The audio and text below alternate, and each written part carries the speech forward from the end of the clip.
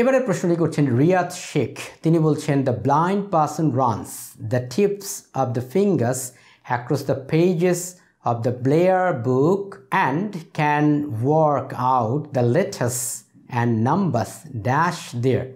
Sir খালি ঘরে is printed নাকি প্রিন্টেড নাকি প্রিন্ট হবে, প্লিজ রিপ্লাই ওয়াই। এরপরে আবার দেখুন ওমর ফারুক পলিন নামে একজন ভদ্রলোক, তিনি একটি এখানে উত্তর দিয়েছেন। সেটি বলেছেন যে মাইন্ডেড ভার্ব এর কাজ যদি সাবজেক্ট নিজেই করতে পারে তাহলে অ্যাক্টিভ হবে, কিন্তু যদি ভার্বের কাজ সাবজেক্ট করতে না পারে তাহলে অবশ্যই প্যাসিভ হবে।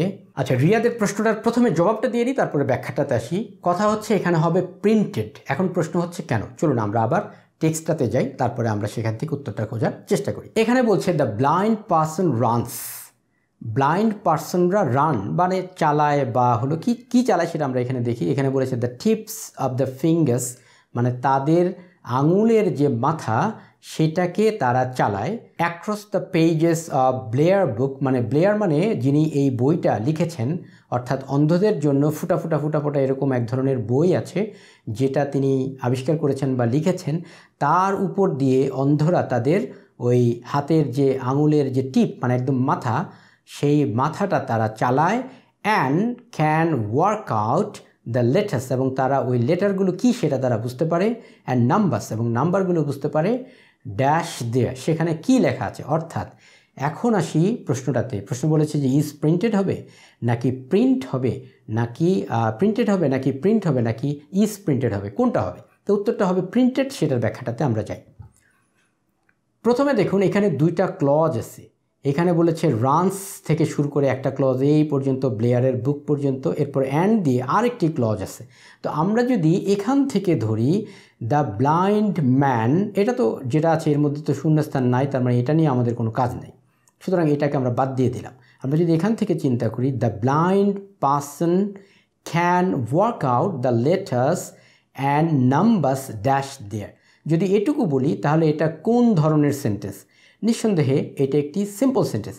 এখন আপনাদের মনে প্রশ্ন হতে পারে এই যে অ্যান্ড আছে, কোঅর্ডিনেটিং কনজাংশন, তাহলে এই অ্যান্ড থাকলে সেটা তো কম্পাউন্ড সেন্টেন্স হওয়ার কথা। কিন্তু কম্পাউন্ড সেন্টেন্সের ব্যাখ্যায় আমরা জানি সেখানে দুইটা ক্লজ থাকতে হবে। এই অ্যান্ড তো যুক্ত করেছে লেটার্স এবং নাম্বারসকে, সুতরাং এখানে তো ক্লজকে যুক্ত করা হয় নাই। সুতরাং এইটুকু যদি ধরি আমরা তাহলে এটা একটি সিম্পল সেন্টেন্স। একটা সিম্পল সেন্টেন্সে যদি দুটো ভার্ব থাকে আর ভার্বটি যদি পরে বসে, মানে পরেরটার মধ্যে যদি শূন্যস্থান থাকে, তাহলে তিনটা কাজ হতে পারে। সেটা হলো টু প্লাস ভার্ব হতে পারে, ভার্ব প্লাস আইএনজি হতে পারে, তারপর ভার্বের পাস্ট পার্টিসিপল ফর্ম হতে পারে। তো যদি উদ্দেশ্য বুঝায় তাহলে টু হয়, উদ্দেশ্য না বুঝালে আইএনজি হয়।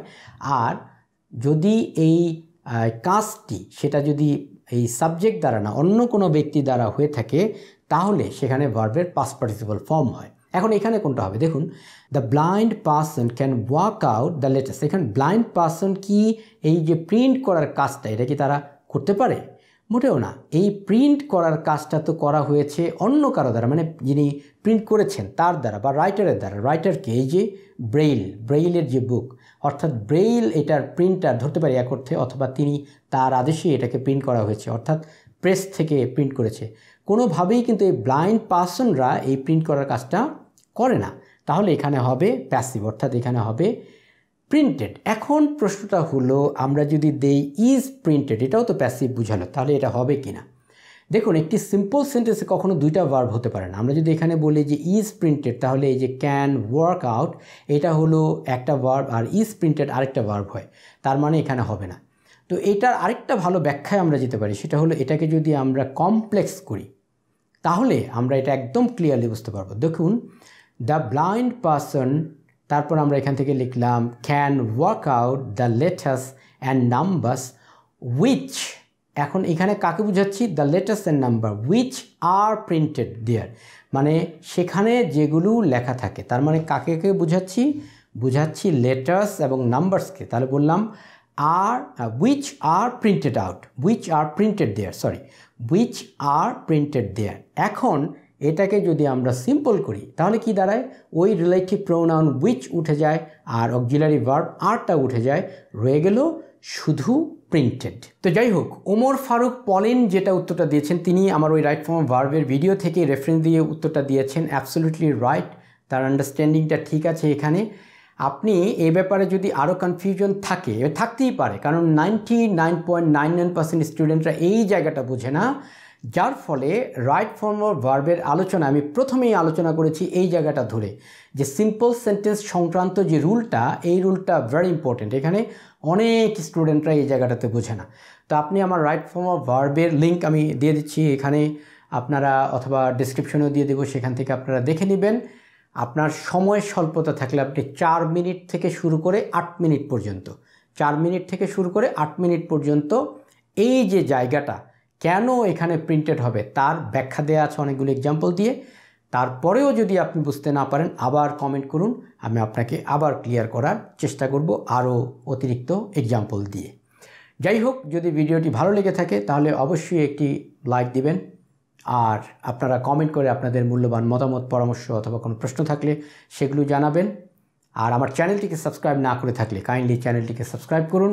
পরিশেষে দেশকে ভালোবাসুন, বিশ্ব মানবতার কল্যাণে কিছু করুন। ভালো থাকুন।